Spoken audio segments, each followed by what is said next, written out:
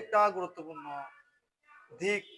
আমরা নিজেরা উৎসাহিত, উদ্দীপনা, আনন্দ, নিজেদেরকে স্টাইলিশ, আধুনিক প্রমাণ করার জন্য যে কাজগুলা করি, তার মধ্যে গুরুত্বপূর্ণ একটা দিক হচ্ছে বিবাহ।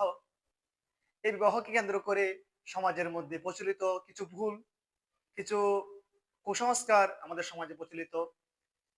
একটি হচ্ছে, যখন নতুন বউ ঘরে আসবে, তখন তাকে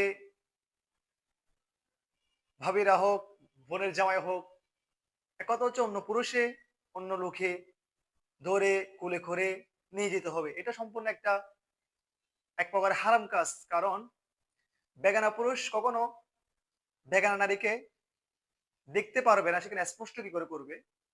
কিন্তু এটা দেখা যায়, একজন ছেলে, একজন লোক যখন এটার বিরোধিতা করে, ঘরের মধ্যে, পরিবারের মধ্যে অশান্তি সৃষ্টি হয় বলে এটা বিবাহ হবে না। এই ধরনের ভুল ধারণা আমাদের মধ্যে থেকে থাকে। বিশেষ করে মা বোনদের তো বোঝানো কষ্টকর হয়ে যায়। হ্যাঁ, ভাবে মেয়ে মানুষ, মেয়ে লোক, এরা যদি হেল্প করে নিয়ে যায়, এটা ভালো দিক, এটা ধন্যবাদ, সুন্দর একটা সিস্টেম। কারণ মহিলাকে হেল্প করবে, সাহায্য করবে, ঠিক আছে। কিন্তু সমাজের মধ্যে এই যে দোলাভাই, মনের জামাই, অমুক অমুক পুরুষ, এরা নিয়ে কেন ওনাকে নিয়ে যাবে?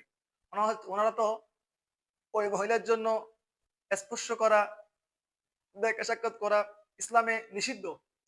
তাহলে কেন আমরা ট্রেডিশনাল, স্টাইলিশ, আধুনিকতার ছোঁয়ায় নাম দিয়ে এই ভুল করব?